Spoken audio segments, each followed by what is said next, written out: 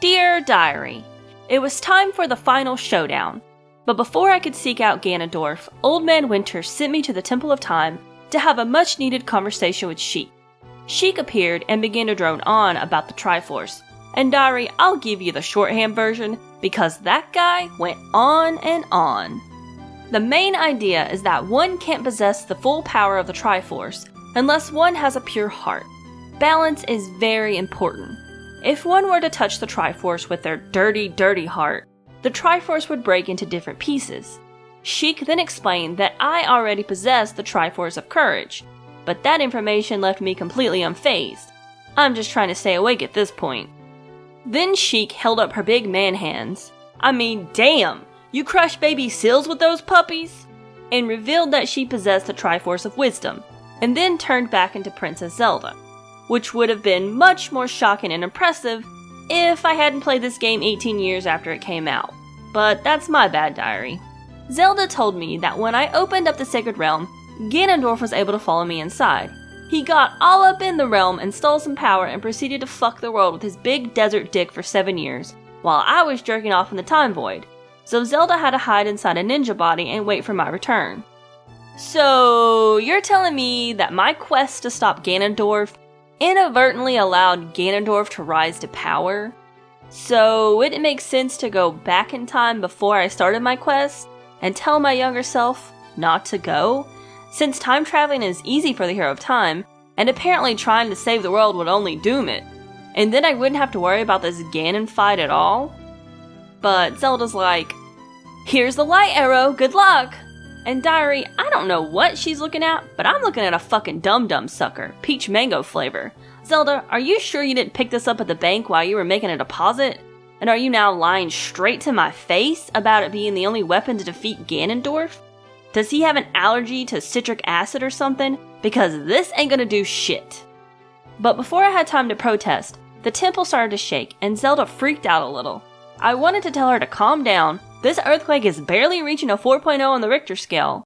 But I guess she had a good reason to worry, because next thing I knew, she was enclosed in a glass case, and Ganondorf was stealing her away. Seriously? Fuck that guy. Buildings have walls for a reason, so people on the outside can't see what people on the inside are doing. It's called privacy, Ganon. Can we get some? Great. Now I had to go to the castle and save Princess Zelda and the world with a lollipop. And Diary, I will be so glad when these loitering assholes are gone. They are still just standing around. Y'all need to get some jobs.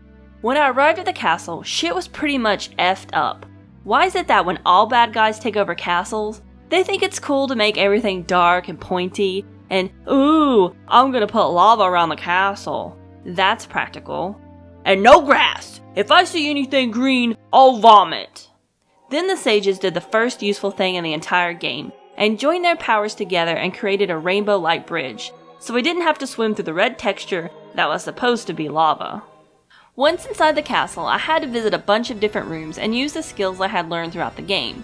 Skills like moving furniture, collecting money, ice skating, melting slugs, throwing monoliths the size of buses, and overcoming bad camera angles. At the end of each room, I had to pierce an energy orb with a light arrow, breaking down the barrier that protected the tower in the center of the room. Oh boy, I can't wait to walk into this guy's mouth. Hey Diary, hope you like stairs, and rooms full of bullshit, cause that's all that's inside this tower. Oh hey, big boss door, what's inside? More stairs!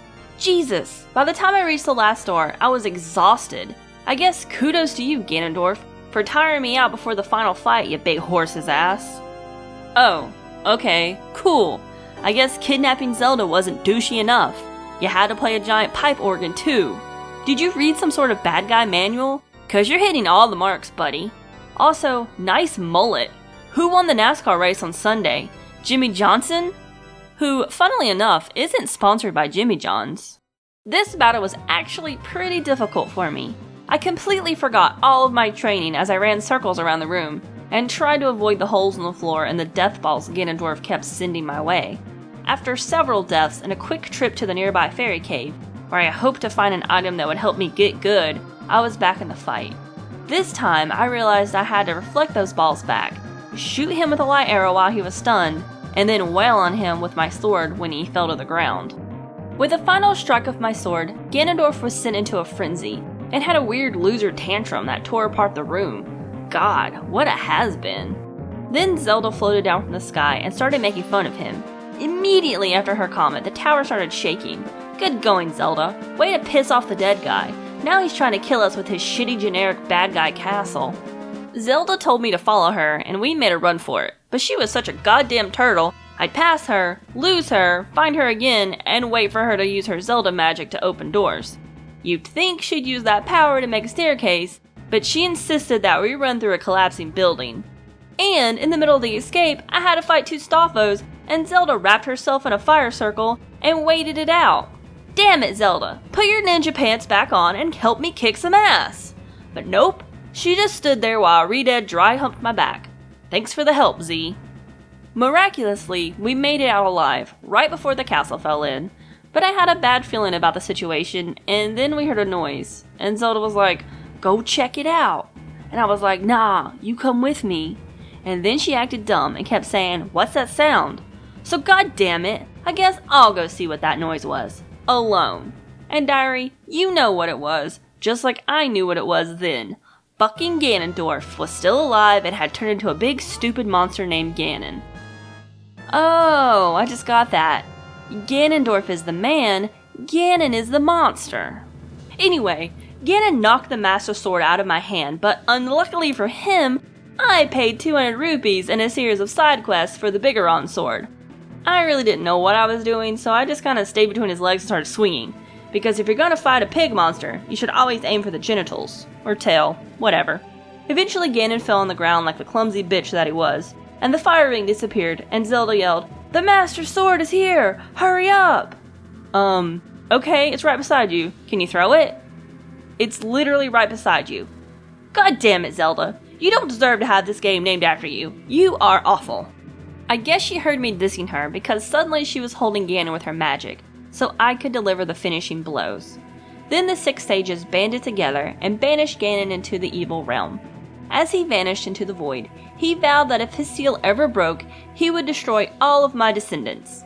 Whatever, man. That's on my children, not my problem. This game is pretty much over for me. Although, in hindsight, we probably should have tried to get the Triforce of Power away from him. But, oh well, it's spilled milk now.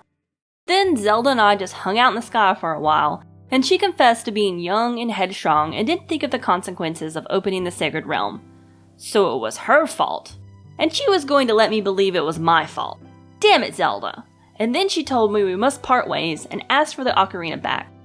No, this was a gift. You can't just take backsies.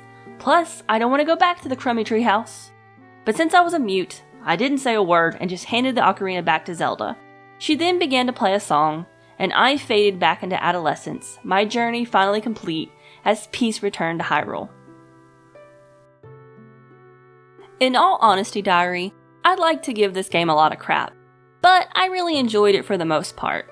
I can see why it's a lot of people's favorite Zelda game, and having finished it, I find myself, against my better judgment, becoming a fan of Zelda. I'm glad I had the chance to save Hyrule once more.